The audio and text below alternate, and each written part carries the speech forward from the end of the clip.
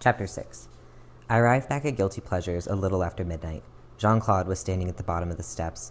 He was leaning against the wall, utterly still. If he was breathing, I couldn't see it. The wind blew the lace on his shirt. A lock of black hair trailed across the smooth paleness of his cheek.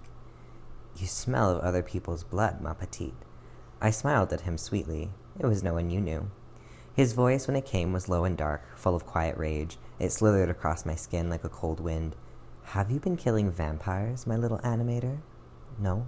I whispered it, my voice suddenly hoarse. I'd never heard his voice like that. "They call you the Executioner. Did you know that?" "Yes." He had done nothing to threaten me, yet nothing at that moment would have forced me to pass him. They might as well have barred the door. "How many kills do you have to your credit?" I didn't like this conversation. It wasn't going to end anywhere I wanted to be. I knew one master vampire who could smell lies. I didn't understand Jean-Claude's mood, but I wasn't about to lie to him. 14. "And you call us murderers?" I just stared at him, not sure what he wanted me to say. Buzz the vampire came down the steps. He stared from Jean-Claude to me, then back, then took up his post by the door. Huge arms crossed over his chest. Jean-Claude asked, "Did you have a nice break?" "Yes, thank you, master." The vampire smiled. "I've told you before, Buzz. Don't call me master." "Yes, Jean-Claude." The vampire gave his wondrous, nearly touchable laugh. "Come, Anita, let us go inside where it is warmer."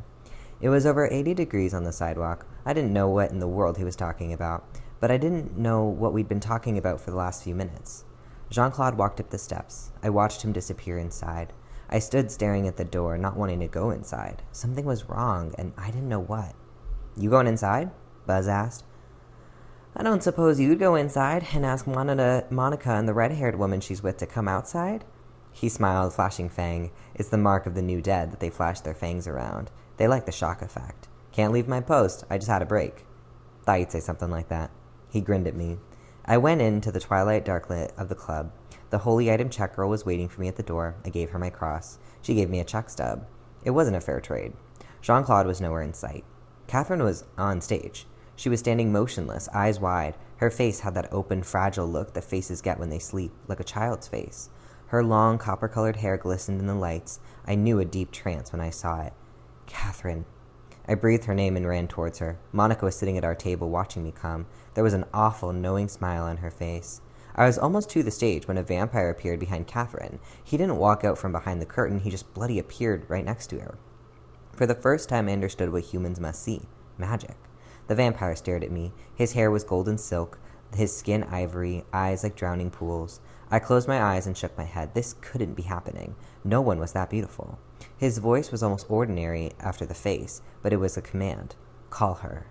I opened my eyes to find the audience staring at me. I glanced at Catherine's blank face and knew what would happen, but like any ignorant client, I had to try. Catherine, can you hear me?" She never moved. Only the faintest of movements showed her breathing. She was alive, but for how long? The vampire had gotten to her, deep trance.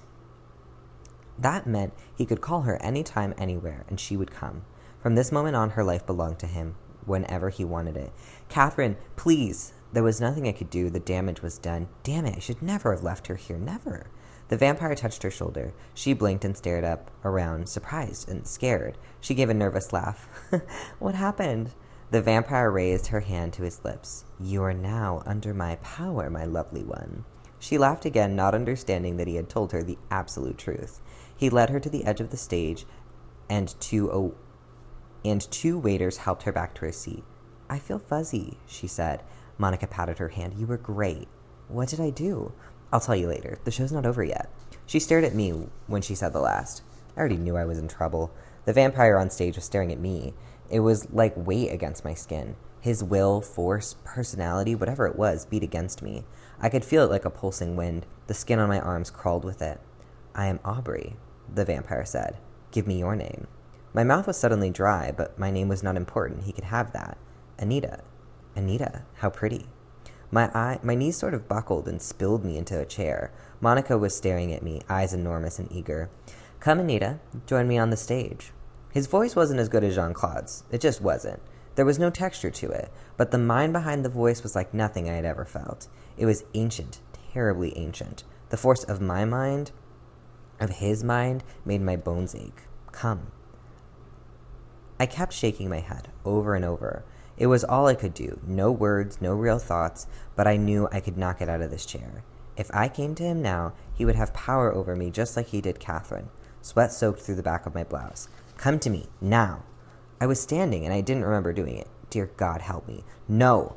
I dug my fingernails into the palm of my hand. I tore my own skin and welcomed the pain. I could breathe again. His mind receded like an ocean pulling back. I felt lightheaded, empty. I slumped against the table. One of the vampire waiters was at my side. Don't fight him. He gets angry if you fight him. I pushed him away. If I don't find him, he'll own me. The waiter looked almost human, one of the new dead. There was a look on his face. It was fear. I called to the thing on the stage. I'll come to the stage if you don't force me. Monica gasped. I ignored her. Nothing mattered but getting through the next few moments. Then by all means, come, the vampire said. I stood away from the table and found I could stand without falling. Point for me. I could even walk. 2 points for me. I stared at the hard, polished floor. If I concentrated just on walking, I would be all right. The first step at the stage came into view. I glanced up. Aubrey was standing in the center of the stage. He wasn't trying to call me. He stood perfectly still. It was like he wasn't there at all. He was a terrible nothingness. I could feel his stillness like a pulse in my head.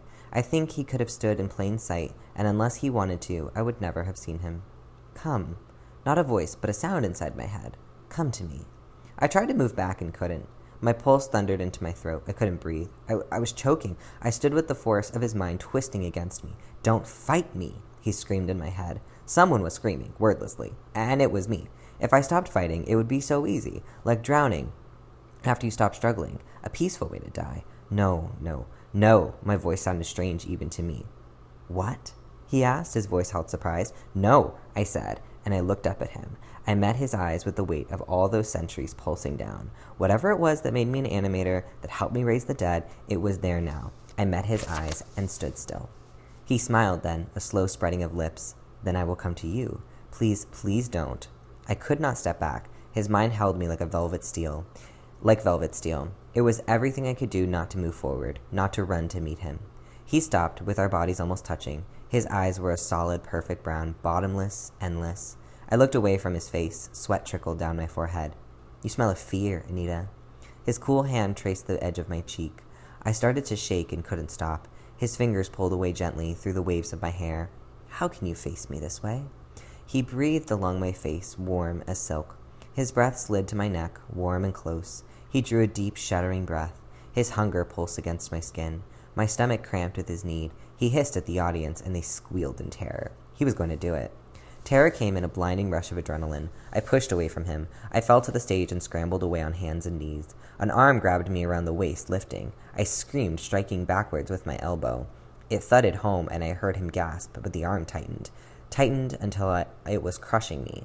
I tore at my sleeve, cloth ripped. He threw me onto my back. He was crouched over me, face twisted with hunger.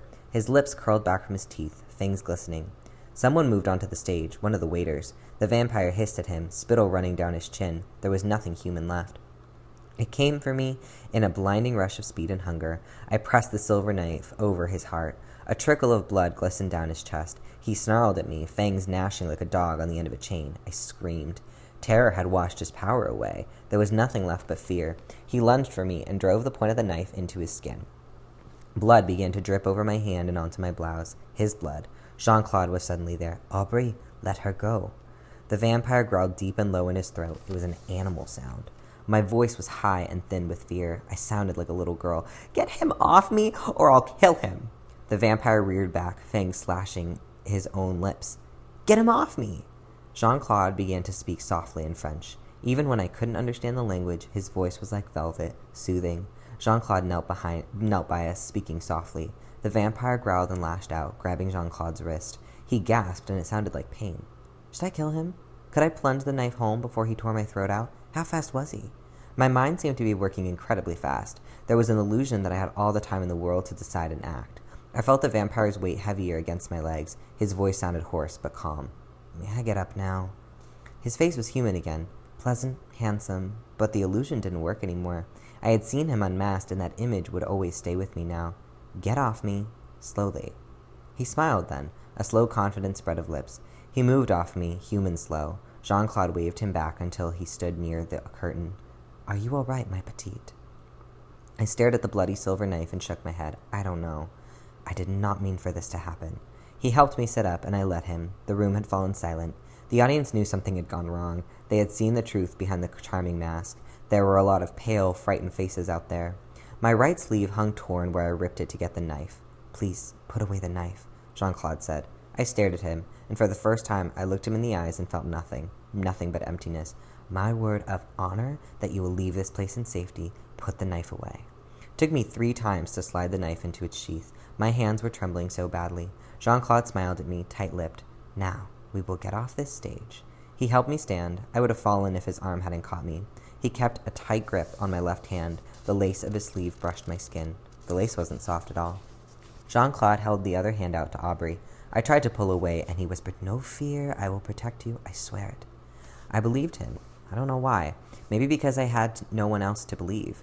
He led Aubrey and me to the front of the stage. His rich voice caressed the crowd. We hope you enjoyed our little melodrama. It was very realistic, wasn't it?